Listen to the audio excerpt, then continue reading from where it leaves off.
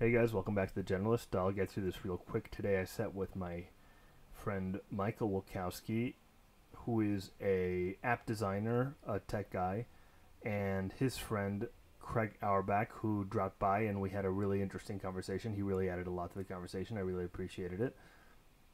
We talked about the dark web, about privacy rights in the United States, and about some of our personal philosophies. It was a really interesting conversation.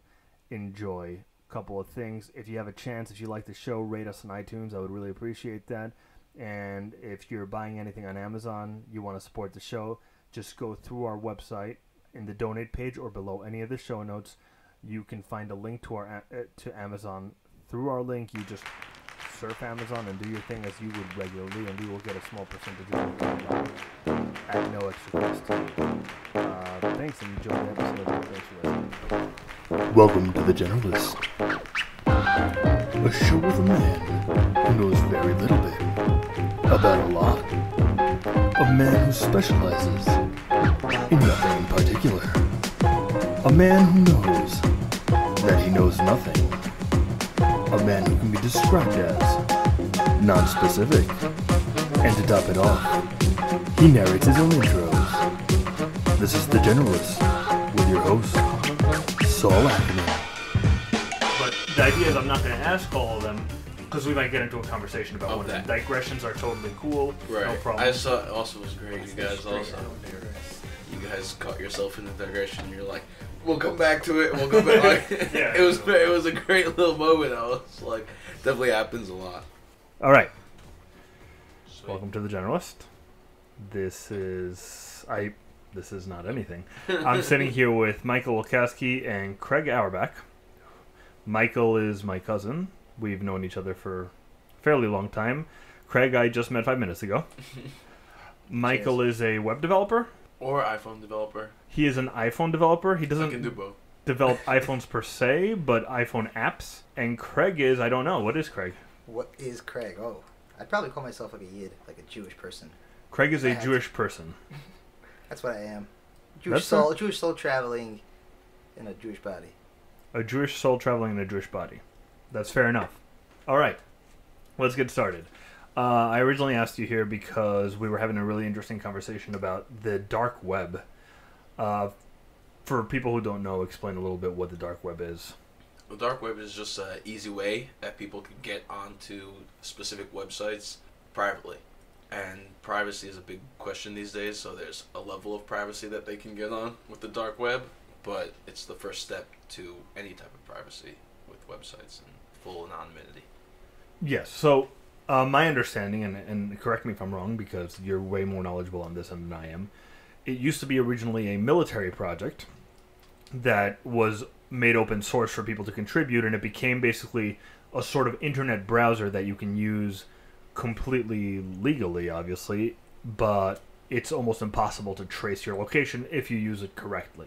Right, like most services that start off with privacy and mostly encryption type things, they start off open source to be used for personal use, like websites and things that people have their own passion to go towards because you're only going to build something that's defense proof or invulnerable if you care about it. So that's where a lot of these people, it's not their job, it's not this. A lot of it from the military, the reason why it became so widely spread now is that people open sourced it and made it available to other people, like the operating system Tails, which is like the big buzzword I guess you could call it these days, because Edward Snowden used it, and that's the Edward Snowden used it in leaking the documents, and in what sense did he use it? As his primary operating system. For people that don't know, Mac or Windows is the classic battle, and then there's a third one, Linux, which is a lot more developer friendly and open source. So what people have done is they've taken a Linux distribution and they've put a lot of privacy into it. One thing that's in there was really interesting called amnesiac, where anything you do is forgettable. It's gets erased. It doesn't record anywhere. Right. It doesn't even. Right. It never does get erased because it was never saved anywhere. But it was a big deal. Now Tails just had an update to their operating system because they've been getting so big and they're trying to accommodate all these users. So I think one of the things that the people that do know about the dark web but don't know dark web, deep web, those are different names for it. Those are both right. Yeah, correct? it's anonymous. But a lot of people know very little bit. I did for a very long time know very little bit about it. Then I watched a TED Talk. Maybe I'll put a link in the episodes to the TED Talk if I can find it again. In the episode notes, that is. But I always had the impression before this TED Talk that the dark web was really just a place where you go and find child pornography or things that you don't want to necessarily be involved with. Right. Not necessarily. I hope you don't want to be involved with. I thought that was incognito mode. Yeah. So incognito mode, just to clarify for people who don't know, because I think a lot of people Right, have don't that thought, incognito mode just doesn't say stuff onto your computer. Right. But it's perfectly traceable. Right. So, I mean, a basic, to put it simply, the big thing with Tails operating system and the dark web, the reason why it's so anonymous and a lot of people put this anonymity on top of it is that it bounces your IP address around. So, for example, like incognito mode, your browser's cookies, your Safari and Chrome's history won't be saved, but Verizon or Time Warner Cable or whoever your provider is still sees your packets and still sees what is going through their service and their internet, whether with Tails and different VPN is a big service people use, is that you can trick your computer or trick Verizon in a sense to think that your computer exists somewhere else in a different country, so you have a separate IP address and it bounces. You can set it to every 60 minutes. Some people who are very paranoid set it to every 10 minutes, and that's how you get online, where usually everything's local. Everything now with VPNs, with NSA, and a lot of the security people have been thinking about, you have to make sure that not just within your house, that you have what's called a tunnel to some sort of service or some sort of server somewhere where you let them look at your stuff, because there's, like, for example, a place in the Philippines, they have what's called ghost logging, where they log your traffic and your data for like a half of a millisecond just to get it through to their server, and then it goes straight to not even the trash, it goes straight to zeros on their That's disk. with the deep web you're talking about. Right, with the deep web, and most, I don't know if you've heard of private internet access, there's different types of services that can get you in what's called a VPN tunnel, where all your traffic gets routed to, let's say, China, so that the computer and any services think that you're in China. A lot of people obviously have used it in the opposite direction, where people... I myself being one of them, when I was in China studying Chinese medicine, I too used a VPN to be able to get pretty much anything you wanted to get. I think Facebook was an issue. I think Netflix was an issue. Not that I was watching that much Netflix, but at least once I tried. Daredevil was out at that time, no? Was it while I was in China? That was 2 years ago almost, when I thought you were... I think longer than that. Oh. I think it's been nearly 4 years at this point, yeah. Yeah, it was before Daredevil. I think it was before Netflix was doing what it's doing now. But anyway, after watching that TED Talk, I actually jumped in and downloaded all the stuff needed to use the deep web. And I started dabbling, because it turns out it's not just a place for pornography, or illegal pornography, I should say, but also a place where you can do all sorts of things privately. And a lot of people will be like, well, why do you need privacy? And to me, always the answer is, I don't need privacy, I have a right to privacy. And I think very much, and either of you maybe can comment on this and your thoughts on it, in this state that we are now in this country, we've almost entirely gotten rid of privacy as a thing due to partially quote-unquote terrorism. And I'm not saying that terrorism isn't a thing, I'm just saying it's not big enough, or not, no, I take that back. It's not that it's not big enough, but the fact is that you can't take the rights away from people in order to make sure that other people aren't committing crimes. So you protect, in my opinion, again, you protect the rights of American, I'm talking about Americans specifically, the rights of somebody who may be a potential terrorist, if you will, because that's the way you protect your own right. Any thoughts on that? Well, I guess it depends if you're talking generally or specific, right? Okay, go on. Let's say we're talking generally, like, okay, there's a potential threat from someone also inside the country and outside the country, also are variables. Yeah, I'm speaking specifically inside the country, because we're not talking about rights outside of the country. So are we talking about potential threats that actually exist today in America, or like there's some mad scientist, he wants to blow up a nuclear plant, it's going to make No, mess all okay, around so the neighborhood? here's the thing. potential threats, if there's a reason to believe, if there's cause to believe that there is an issue, that there is some reason to investigate a person, that's fine. Of course that person should be investigated. But just because there will be people who are like that, and again, I do think those people should be investigated, doesn't mean we should all have our rights taken away of the freedom to privacy. So the question is, what makes it that they profile you? Is it racially? Is it they check your histories, they see what you've been up to, and after you've passed, like, okay, this guy is, an accountant. He's been working for 5 years. We don't really need to be checking his weekly, calls. Or you're talking about someone who just came to the country, who came from a questionable other place, been living here now for 2 or 3 years. There's a difference. I'm not saying racially profile them right away. We're talking about a citizen. We're talking about someone who, well, that's the question also, I guess. Or a resident or whatever. Somebody You've who's been living here legally. for 3 years. Somebody illegal, who's here legal or illegal? Okay, Because fine. And that's a whole other debate that I don't want to get into necessarily right now. Maybe we will later in the episode, because that's a whole other debate to have. But let's talk right now about legal people who are here legally and have the rights that they have. are most of the people who are doing terrorist attacks live here are pro-America or anti-America in the sense they want America to bloom, not with a direct way of looking at it, but like, for instance, people who are Bernie Sanders are against Trump, but both of them want America to be good. Do you know what I mean? So there's a difference if people want to just cause random terror or if they have a guided goal to their terror. And now the question... Frankly, I think in terms of the law and in terms of how the law should be operated, or not the law should be operated, and the way the law should be written, it's irrelevant what their reason is. You can't take into account as a law what the reason is, because go, well, these people don't like America, these people do like America, so this terror is okay and this terror isn't okay. Mm-hmm. I think regardless of what the reason is, a crime is a crime. So you have to...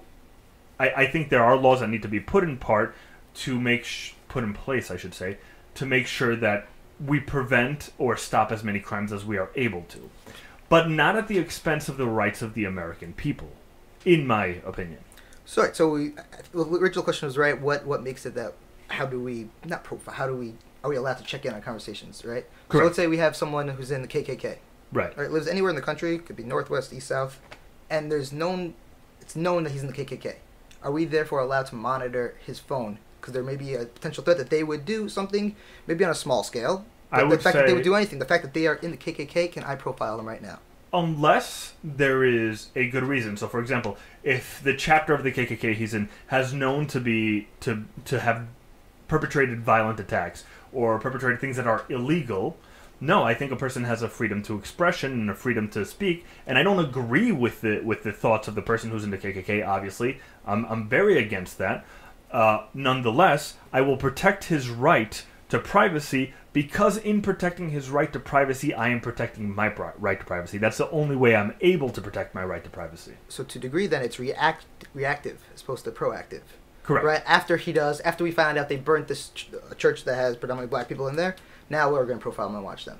No, first of all, I don't think profiling is we could use the word profiling. I mean, profile is in terms of like, okay, he's this male, 24, Caucasian. I see. Yeah, lives in Wichita. No, I think there are ways in which we do and we have in the past profiled, which can prevent crime. But yes, I think it comes down to this sort of idea where you have freedom and security, and they're in a way, not in every way, but in a way diametrically opposed. So the more security you have, the less freedom you have.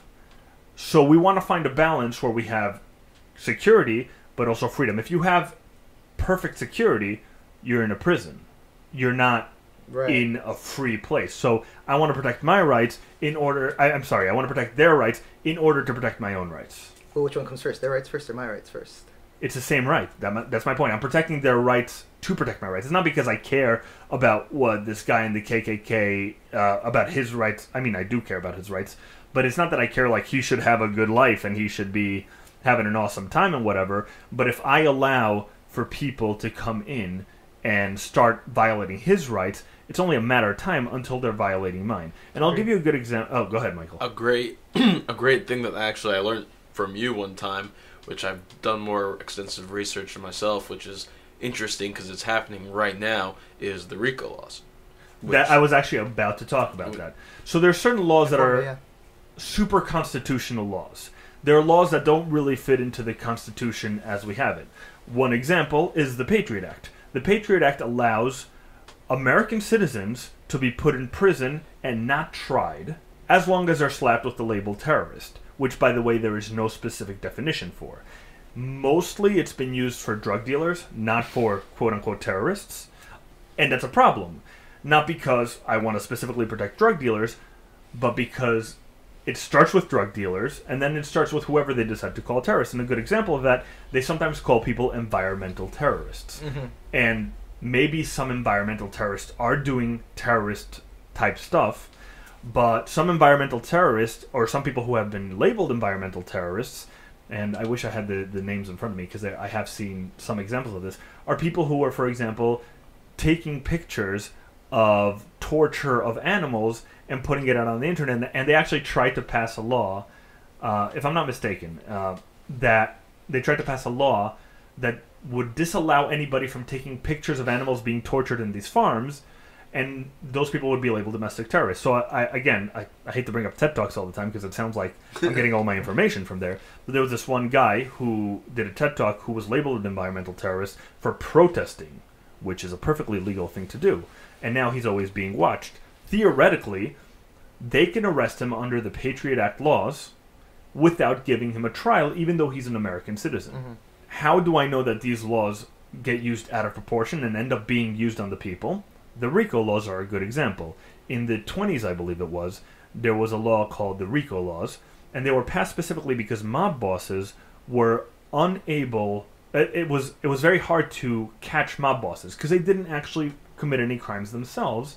They had everybody else committing crimes for them. So they were technically clean.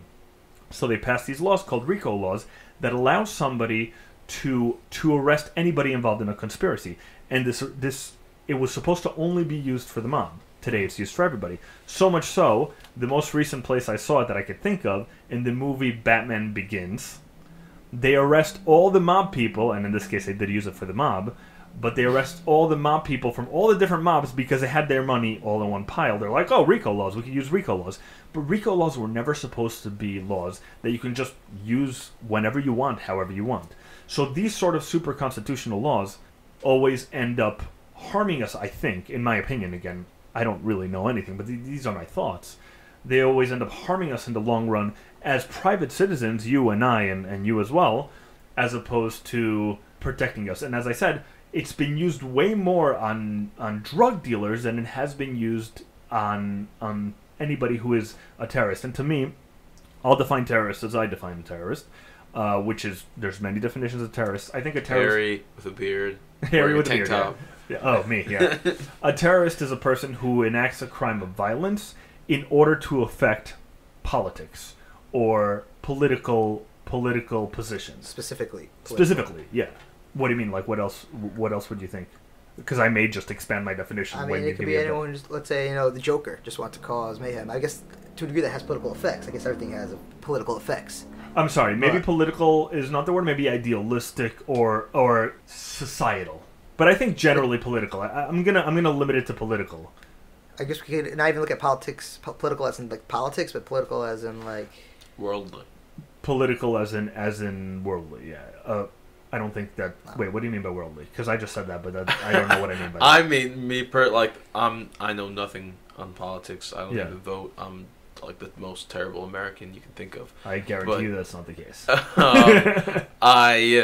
When I think politics, the UN still has to deal with a lot of that drama and stuff. So like, there's no more societal type of definition we can think of that. Like, everything comes down internationally of politics because there's the politics of the business between trading, which is why we can't anger China, somebody told me recently. And like, there's a lot of politics between these things that we're all tied up in, that like, it's no longer of Western society, Eastern society, and absolutely, globalization.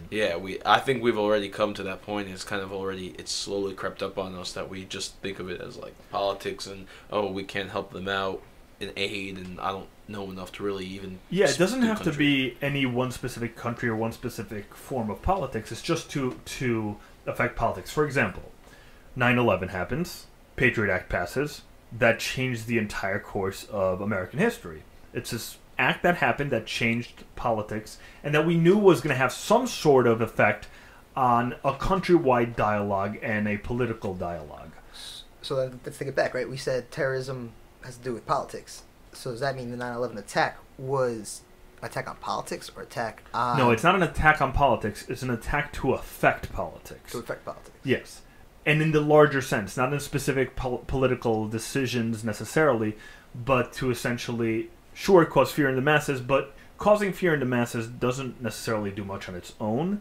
It's the reaction to it that they're looking for, in my opinion. Again, that's my definition of terrorism, but as I said before, there is no actual United States-sanctioned definition of terrorism, which is why, to me, it's very scary to have a law like, to have something like the Patriot Act, which says, well, terrorists we can do whatever we want with, but we can't define terrorists, so whoever we decide is a terrorist is a terrorist. So let's even take it closer, the Boston bombing, right? We call it a terrorist attack. Correct. They were trying to affect policy. They're just trying to mess things up.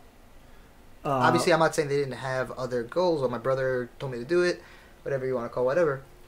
But I don't remember the specifics of the if there were any specifics of the reasons that were given for the Boston bombing. So I guess I would differentiate from one to the other between being a terrorist attack and a murder or a massacre. I'm not saying one is better or worse than the other. I'm just saying the intention in it changes whether it's a terrorist attack or a murder. Because we have laws to stop murderers from murdering, or to punish murderers for their murders. Even if it is a massacre, a large-scale murder. But that's not, in my opinion, a terrorist attack. That is just a massacre. I'm not saying it's better. I'm just saying it's different. You got me thinking, just because I also mentioned earlier I just got pulled over recently, and it was for speeding. And when I was pulled over, I didn't say anything. I didn't admit to anything. You're a car terrorist. No, well, that's... Trying to shake up the politics relationship between the... Well, what gets to my point is that I didn't say anything. I thought I handled the situation nicely. It was in a area where I knew people would occasionally go over the actual speed limit posted on the sign that nobody can see behind a tree. But, you know, it's one of those areas that everybody does it. I thought you might as well. I took that risk. Even knowing that there's an auxiliary cop usually waiting, I even saw it. It was my fault. It was 100% my fault. And I took it like I thought I should. You know, I wasn't complaining to him. I took the ticket silently. And when he went back from his car and came back, I was ready for a speeding ticket. And he said, I'm going to give you a ticket for disobeying the traffic sign, or disobeying the traffic law or designation. Yeah. I didn't have to. He says I don't have to go to court. I don't have to do any type of points or any. That's smart. He didn't give you a moving violation. Right. Yeah. Which for me in my head is and he was a young guy. My point of the story, I guess I'm getting to, is he seemed like he was new on the job, and if he was able to quickly not even discern the difference, but to himself choose the difference between a speeding ticket, which I clearly was doing, and a traffic violation, I think it is not infinitely, but 1,000 times more easy for someone much higher up, or a group of people much higher up, to say terrorism or massacre. Assault, yes and weapon, no. Then politics falls into it, and once politics falls into it, it's very hard to define things. But on the subject of the tickets, I think that's a technique. I think cops do that all the time. Oh, I'm not going to give you this ticket, I'm just going to give you this ticket, and you go, oh my god, thank you for making me pay this amount of money. Now, I'm not saying that you shouldn't get a ticket.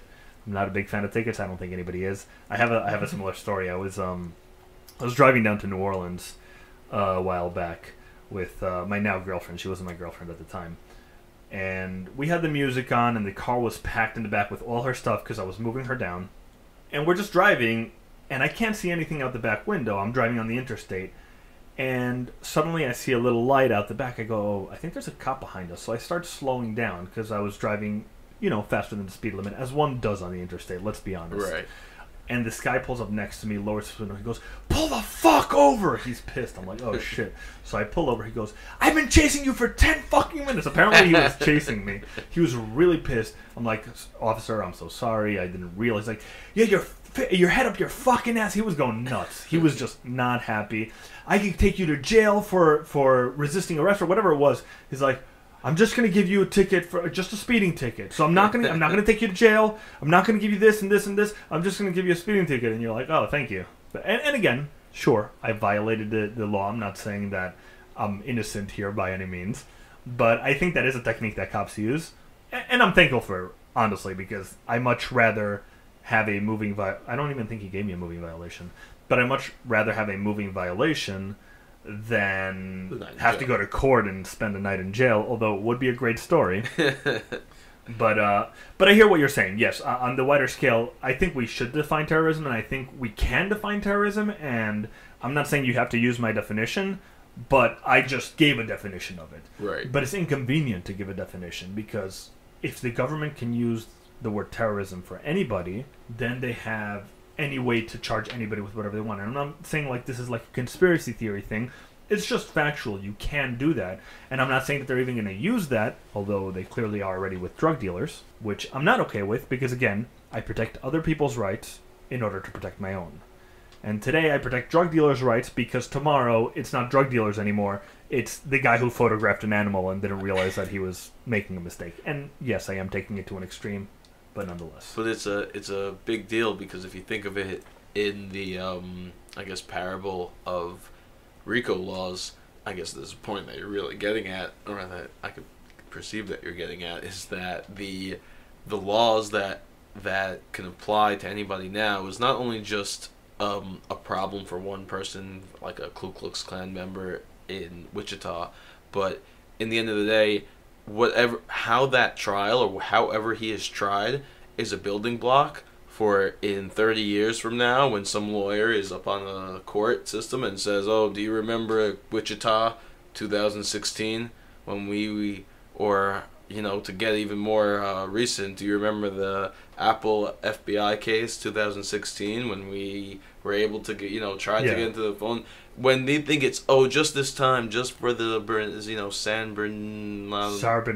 Bernardino shooting. Bernardino shooting, Yeah. that I understand how the importance, because like we mentioned, we could hopefully stop future terrorism with the information on that phone. It's not just to get into the phone, but the fact that there's different ways to get in the phone. Obviously, I don't know, not obviously, a lot of people have heard that company did crack into the phone that the FBI hired in a third-party type of contract, and they ended up getting in and they got the information they needed.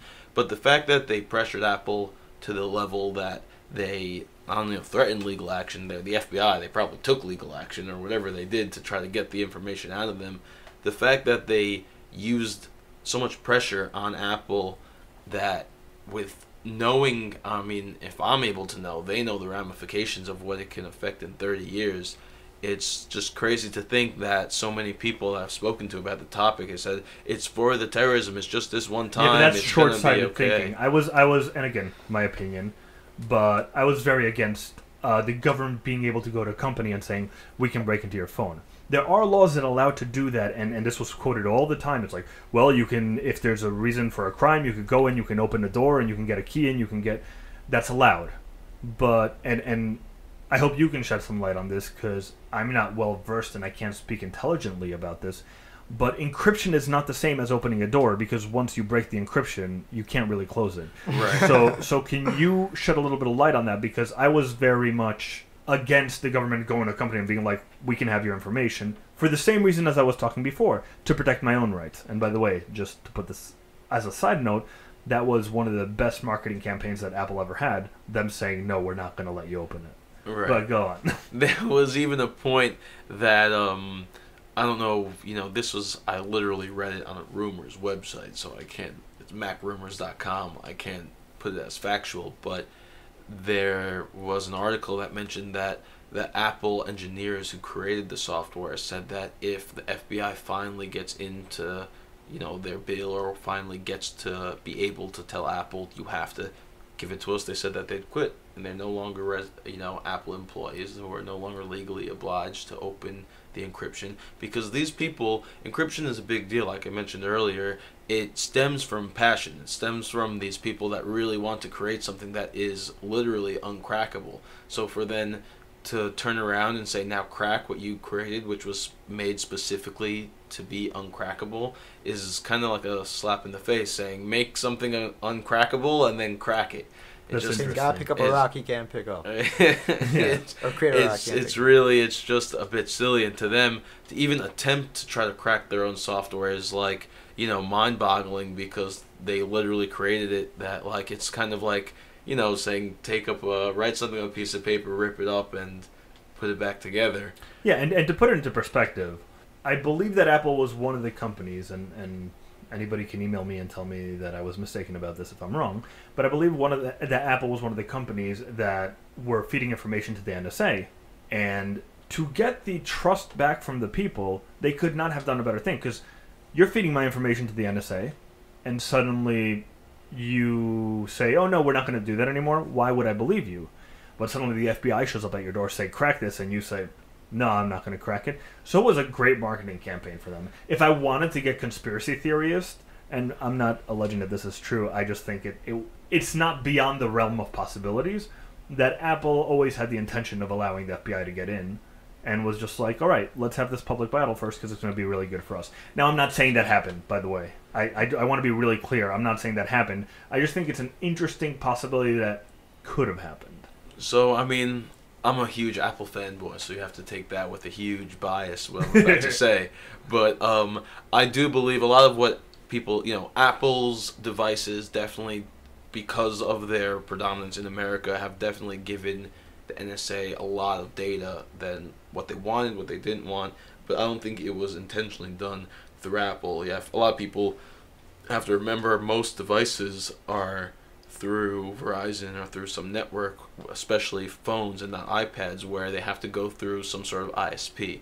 Which brings us back to the VPN conversation, is that everything you do, if it's coming from a service, you're paying for Wi-Fi at home, you're paying for 4G, LTE, 3G on your phone, it's all got to go through Verizon. It has to go through a company.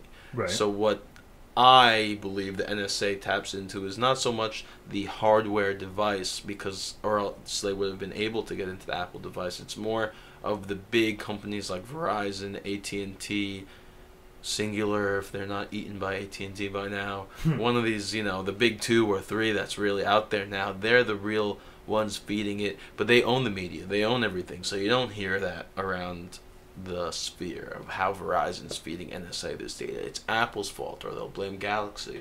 No, I mean, I think it's the fault of a lot of different companies. I don't think it's Apple's fault per se. But I hear what you're saying.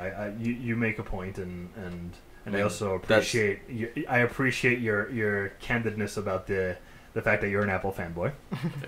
But yeah, that's so yeah. I'm sorry. So can you explain a little bit about how encryption works? Oh, right. So I guess back to the point was a key, we think of like a classical door key, meaning you can have a master key that will, let's say you have a hotel and you need to get into every room, you can have a master key that will get into each one of those rooms. But once the key lock is created to accept a master key, then somebody will be able to find the assistant or find the person who has their own copy of the master key, wait till he falls asleep, switch clothing with somebody, a maid, some You're 80s movie. Metaphorically, right? Right. Okay. Switch clothing with some sort of way where it's the master key will be obtainable. If he doesn't have to physically steal it, there will be a way where he can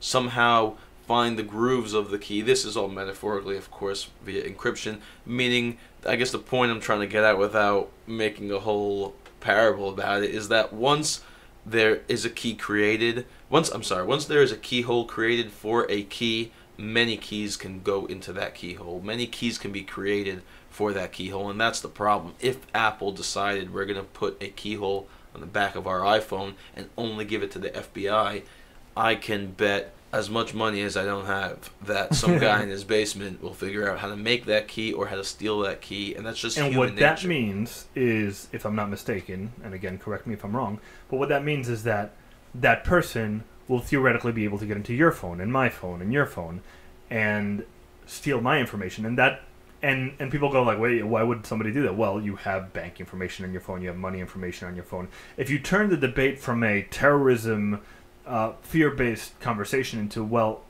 what about identity theft?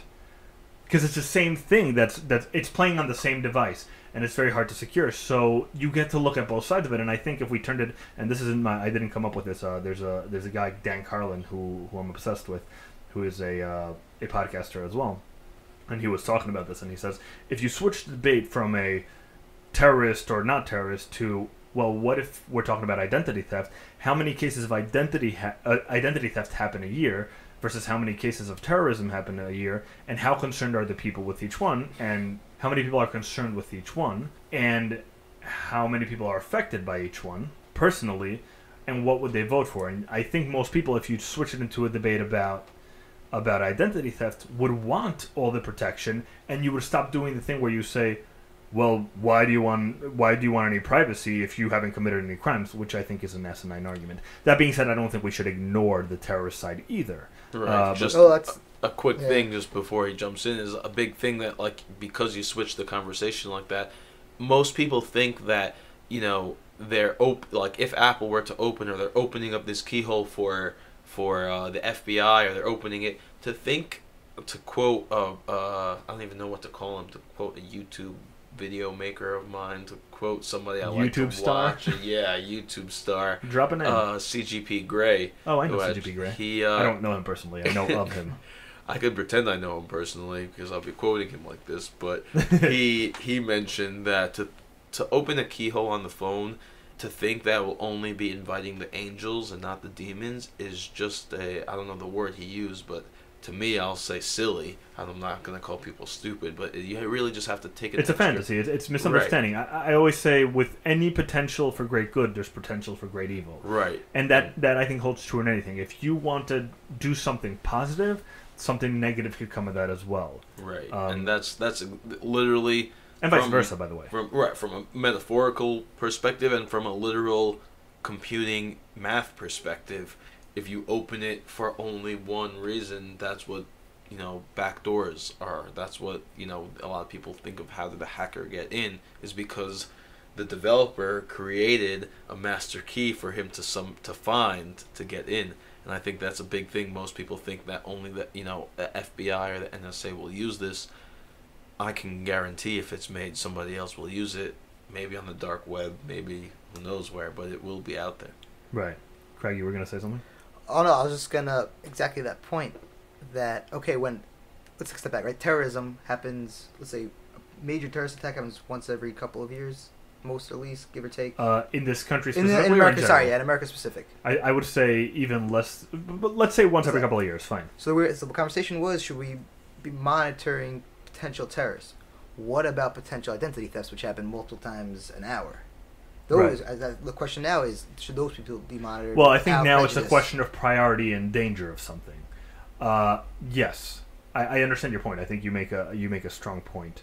I think in terms of identity theft, you're less concerned of people's immediate death, but I also don't think we need to separate those resources. But when it comes to something that concerns, again, my issue here is not whether identity theft or terrorism is more important, because I think that's an asinine conversation. It's about the potential tease, so to speak. Yeah, and it's also it's actually even less than that, because I'm not trying to defend any crime here. I'm not defending either of them.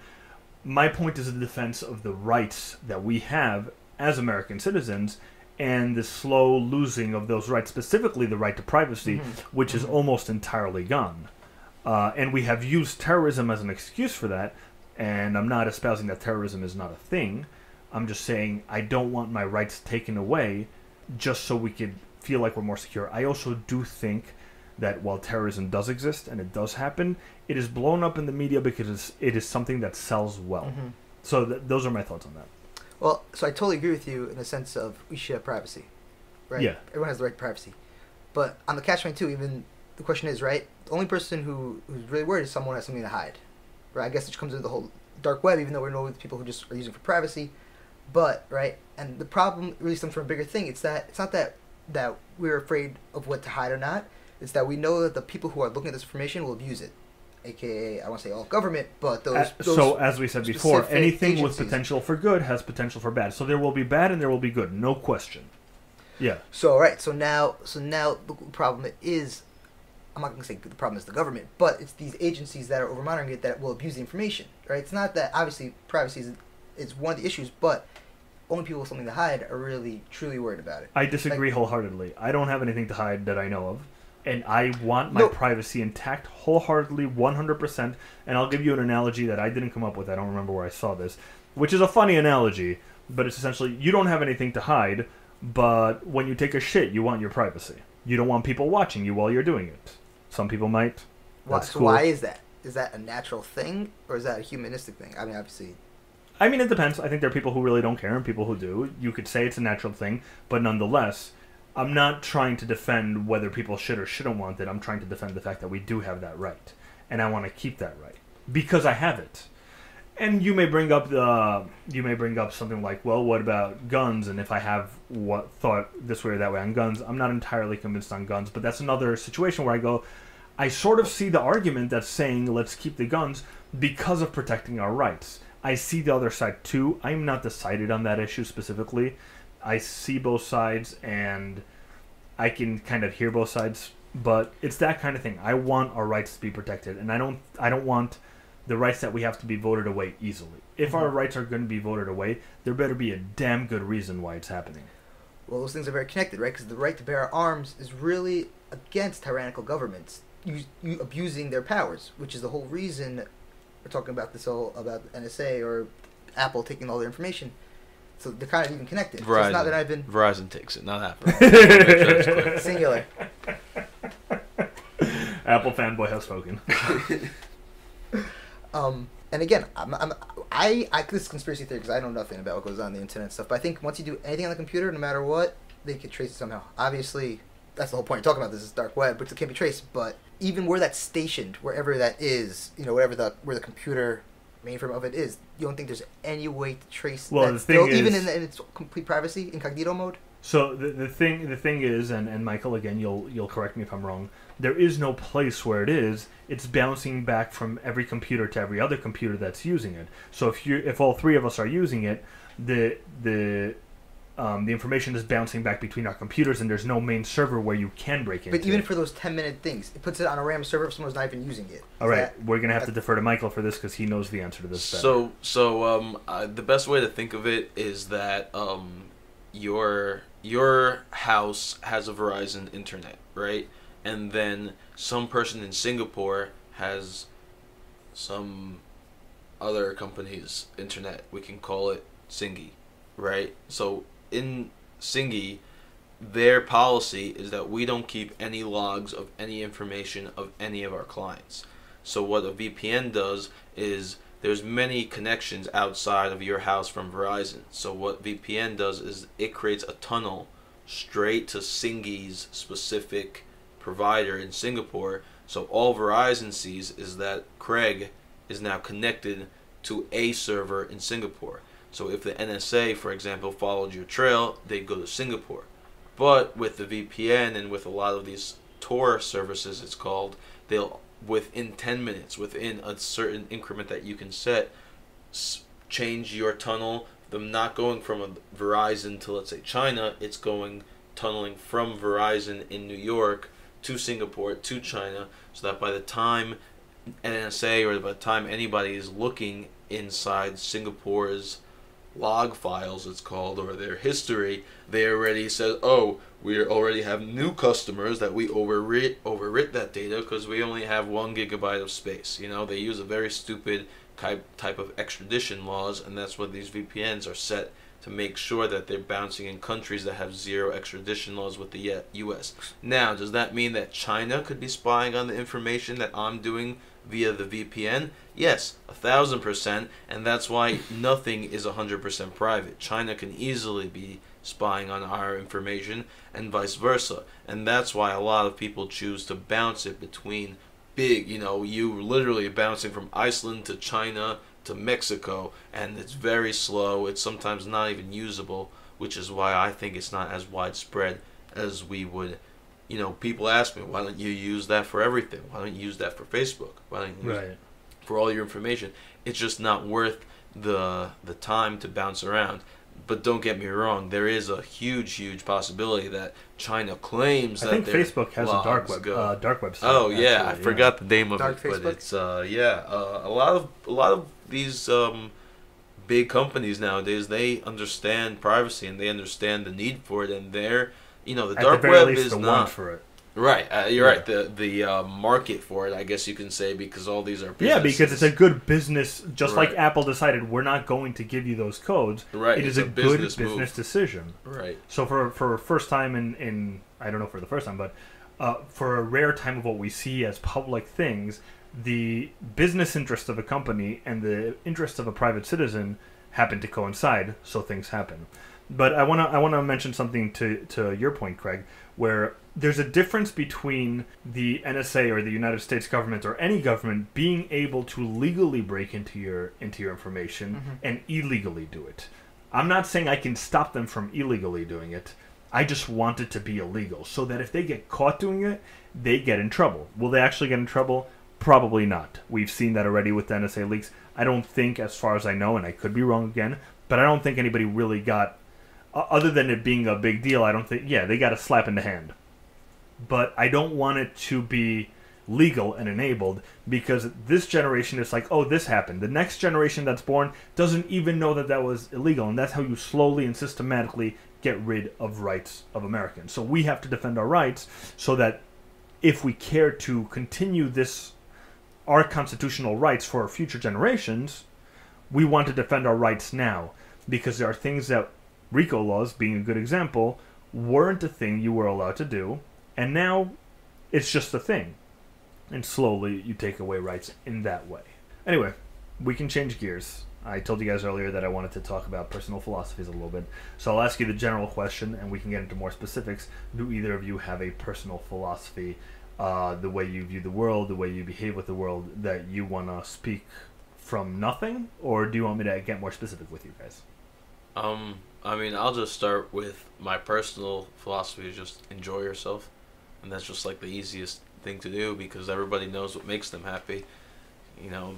I've had the conversations where people can argue, well, what makes me happy could make other people unhappy, and it goes farther and deeper, and it's a very big web of what ifs. But in the end of the day, I think everybody has a true moral compass, and they really know that if what makes them enjoy themselves, then it shouldn't hinder other people. And hinder is a very vague word, because harm maybe is a better word. But I don't like to use that type of word, because just not because like, oh, it's an evil word or it has an R in it, and R is a evil vowel, evil consonant, but I like to think of it more as that hinder, because everybody has their own enjoyment, levels of enjoyment, and you're not going to harm anybody. You're just going to lower their enjoyment. So I see. In my head, everybody should be, and even if they don't know it, is enjoying something at some point. So you have to realize that you're not hurting them. You're not doing anything negative. You're just kind of lowering their positive that they're at right now. So and that's just the way people live. Do you think, from what you're saying, it seems to me, you think that people are by nature good? Yes, I think that people are by nature good, and people by nature have a huge threshold to be evil, in a sense that you start off good, and then it depends on your scale. Your scale can go towards evil, it could go towards good, but there's no 50% good and 50% evil. It's dependent on your time. You're the type of person you are. Everybody strives to be the best you can be, which is why I think it's very tough to make a widespread, broad type of objective, subjective thing. I want to play Godwin's Law with you right now, and I'm going to say, so you think that Hitler at his birth was good? Right. I think a great line. I'm sorry for blanking on who it was, but the road to hell is only paved by It's paved with good intentions. Good intentions. Yeah. Right. I don't remember where that's from. I'm blanking on who it is, but in the end of the day, as much as Hitler was, in my words, hindering everybody else, he was doing the right thing. Now, I agree with that. I think he probably thought he was doing the right thing. Right. Yeah. And that's is the second time Hitler comes up on the podcast. I have a problem. But I don't know. It's tough because a lot of people, like, I don't know, the only one I can think of at the top of my head is Stalin or whoever's, the real evil of the world. But most people say, like, if you could go back in time, kill Hitler. It's always Hitler this, Hitler this. Yes, the most evil person in the world. Well, that's what Godwin's law is. That's right. why I pulled that out. I'm not familiar. So Yeah. But maybe that's why Hitler comes up a lot. Could be. Yeah. No, definitely. I'm gonna ask you this. So you definitely think that there is such thing as good and evil, and there is a way to define each? Yes, just because my definition of evil could be your definition of good, which is the Hitler. Okay, so you don't think there's an actual definition of one or the other. You just think that it's completely dependent on the person perceiving it. Yeah, correct. Once I learned the difference between objectivity and subjectivity, blew my mind. It was philosophy 101 type of course in college. And I was like, wait, so things aren't always universally kind of correct? I can have my own... like, I knew I had my own opinions, I just never really knew there was not a word, but there was like a class or philosophy of thought to that things can be subjectively, and that really just blew my mind as to how other people perceive things, that like Hitler, for example, thought he was subjectively was doing the right thing, and I honestly, call me terrible, I don't think you can objectively say Hitler was doing the wrong thing, just because there is...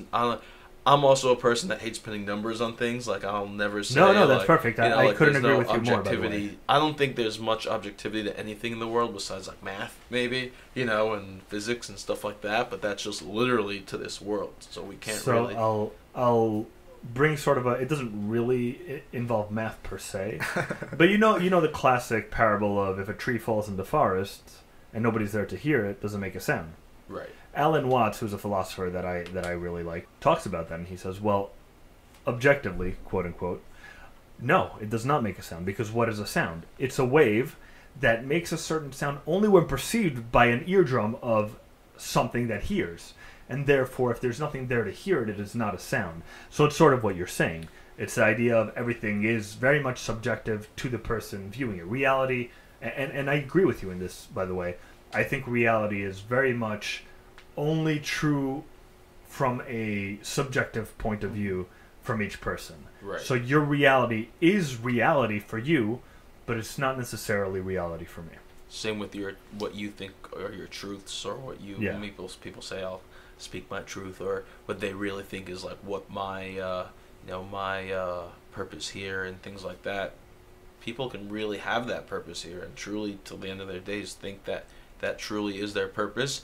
And then if you look at it, I guess, objectively or subjectively, that was his purpose of his life, because that's what he did all his life. So in the end of the day, he was not wrong, because subjectively, to him, he did his purpose in his life. And if you look at it, I guess, in an objective way, if he thought that was the purpose of his life, then objectively, from everybody else's point of view, and subjectively from their point of view, that is what he did with his life, is what he wanted to. So therefore, you can't really judge anybody else. Right. I guess that's really where it brings back to my enjoyment. I'm just taking it to. Right. No, it makes sense. Until you've been there. To the logical conclusion sort of thing, or I don't know if the logical conclusion, my logical conclusion, if you will. All right, Craig. How about you? Any particular general philosophy? You pretty much ran around like the race course. I think there's a line I read one time. It's called, life is the mind and wisdom is life, right? So everything out in whatever, this physical world, whatever you want to call it, is projections that our minds are telling us, right? Matrix is how do I know this is real? Everything is whatever our minds are telling us, so therefore reality is whatever we tell ourselves reality is. As human beings, if we look at ourselves as human beings, we're always going to have a subjective perspective no matter what. Impossible to not be objective. You ever have two friends, they had a fight, they both tell you their side of it. And completely different stories. And none of them are even true, so none of them are objective. No, no human being ever on the entire planet was ever objective for more than like half a second, probably. They had one moment, and objectivity is a state of, I can't even say that. I thought I've been there when I think I'm right, but usually when I think I'm there, I'm usually not there at all. But And can I cut you off just because I've heard it from you specifically so many times? Is that I think that's what true objectivity is that's what people strive to, like a universal law. Some people call it MS. Some people call it like MS is Hebrew for truth. For truth, not a, enlightenment. What? Some people. not a Is bone it not disease. actually? No, not a bone disease. I mean, it is bone disease also, but I meant. Sorry about that. Just enlightenment. This level of like universal truth of that everything is correct, and that's what true objectivity is, and that's what I think we all strive to. Like we all think our subjectivity is true object, or at least we strive to reach to get our subjectivity to objectivity. Right. So But- I'm going to jump to you for a second. Oh, you want to say something first? Go Well, ahead. I mean, so just bring back one point that you were saying before. You asked him, "Are people good by nature?" Yeah. Right, and he said, "You think they are?" That's a subjective perspective. Of By course. nature, human beings just are. Existentially, everything being. I- There is no judgment call on it. Once I say good or bad, Again, I've so I brought was everything asking for through his the subjective lens perspective, now. but Yeah. That's Right. true. So I'm gonna. You describe yourself as a Jewish person, Jewish soul, and a Jewish body, and you're wearing yarmulke. So I'm assuming you're religious. Is that fair? So let me give you my definition of religion. Yeah, We're yeah, gonna get please start getting do. into semantics and everything. That's what I want to do. Definitions. We Absolutely. need definitions. The Absolutely. way I view the word religion, and I haven't properly checked out the etymology of it, Yeah. is a religious person or is a person that acts on their beliefs irrelevant of what the beliefs are. You could believe in God, you could believe in multiple gods, you could believe in atheism, you could not believe in anything. Yeah. That not belief is still a system of belief. Sure. That's So fair. if you act in accordance to whatever those beliefs are, then you are a religious person. All right. So then let me reframe the question. Do you consider yourself a person who religiously follows Judaic principles? So again, I judge myself as not coming close to even a parcel of where I think I should be in Okay. that sphere. But that's only for reasons of there's actions that I know I should do that I don't. Yeah. Right? Not necessarily adhering to, either creating a fire, not creating a fire on Saturday, or not eating bread during Passover. Right. So I wouldn't relate it to those actions, even though, because my own system of what a religious person, obviously, to a degree, adheres to whatever the commandments or suggestions or, ideas of what the Bible says. But it's also on personal actions that if I don't do, I find myself not religious because I'm not doing what I believe to be a true act. I think that's fair. The reason I'm asking you, and I am definitely taking you to a specific place, Let's go. and please stop me if you think I'm being rude, because that's No, not my ask intention away. at all. I just really enjoy this type of conversation. But I think, in my opinion, and again, you can disagree with me, and that's fine, there is a definite good and bad from a biblical perspective. And if you're saying that from your philosophy, and I very much believe you because you're telling me and I have no reason not to, that from your philosophy there is no good and no evil because it is all subjective, how does that mesh with your belief in biblical Judaism? So that's, I guess, where everything in religion or spirituality, not spirituality, but religion, I guess, in mainstream religion, starts and ends. Is the Bible objective? Is a spiritual book objective, or is it trying to manipulate me to do something? Yeah, I wouldn't necessarily say that. I'm not trying to espouse that it's manipulative or wrong or bad. I, in fact, happen to think it has a lot of wisdom. I used to be religious. I don't necessarily follow the laws of it anymore, but I think there's a lot of wisdom in there, and I don't think it needs to be completely thrown out because of one reason or another. I'm just trying to get your totally, philosophical... I totally agree. Yeah. So let's take it from that perspective. From a biblical perspective, believing that the Torah, the 5 books of Moses, and whatever included in that, are written with a sense of objectivity. Even if Okay. it came from human hands, which is something we could discuss in a little bit, but they come from the sense of objectivity. So therefore, if me as being a subjective being who wants to be objective, because everyone wants to be objective, everyone wants to be together in some way, even if they don't know how they're getting there, I have to believe that these are objective things, objective actions, right? Not working on Saturday objectively is good. Not because I think, I need a day off. Objectively, it's good. And how can I attach objectivity? I really can't. And that's why belief comes in, and that's why faith comes in, because how do you know you're being objective? I know I'm never being objective. On the contrary, I'm only being subjective. So maybe if I adhere to, I don't want to say a set law, but the set laws of whatever the creator of nature did, wanted for man also, right? Don't kill, don't steal. Are those goods because human beings say, no, it's wrong to kill? No, it's time to kill. there's a time to steal. I mean, Yeah, all proportion. During war, but there's going to be death, and in extreme hunger, there's definitely a difference between stealing from necessity to survive and stealing because I just want to steal your shit. Right. Aladdin's. Oh, you're yeah. No, Aladdin's the good kind of steal. Right, exactly. So objectively speaking, one jump ahead. Oh, sorry. Hookah. So right, so there is. So let's go back. Right, good and bad. Michael's opinion was that human beings are good from nature. I have a totally opposite one, biblically speaking. Yeah, I think biblically speaking, there's a line. It necessitates that people are evil by nature. It says there's a line exactly. It says man's evil from the day he's born. God. It says like created the universe. We say the word God, but God. I'm sorry. I don't know if anyone is a terrible word because it does not describe the thing that's trying to describe. Yeah, God like is a very bottle. dangerous. Okay, a bottle. I understand. God is a very dangerous word because it means it's very charged. It means a lot of different things to a lot of different people. Exactly, and once definitions, we've different definition stuff, we can have the same conversation, and we're missing each other. Right. But right, so I think that man is evil from the day he's born. Not that he was always evil from the beginning of creation, but like you could call it evolution necessarily. That if you do a certain action, you're more prone to do that action more currently. So the more man did, objectively speaking, bad actions, not because I think it's bad. I don't think it's a bad action, but God said, "Don't eat from a tree." I mean, let's even take it a step down. The two Adam's children, right? Yeah. Cain and Abel, they killed each other. So is that? Well, only one killed the other. They probably fall, wrestling. Yeah. That wasn't the first fight they had, Or was it? Oh, I didn't realize if I cut you with a sword, you slice in half. That's why Mom gives us plastic sword. In all fairness, it was possibly the first fight. So the question all is, subjectively is that bad, or objectively is that bad? Right? Right, I guess that's ultimately the question. So, taking one more step back, since I believe that Torah is written with objectivity, I believe that those actions in there help me become objective. I see. There's many laws. So you do think there is an ultimate objectivity to the universe? 100%. And this is the reason why. Yeah. Math. Objectively, math is math. Like I could tell you 6 plus 8 is 32. You know what I mean? Even though it's completely wrong. But math... I was just doing the math in my head. Like, that does not sound right. sorry, 42. But math objectively is, right? Like, oh, that looks about 2 inches wide. No, it's 5 inches wide. No, we can take a ruler and literally say, this is the properties that this thing is.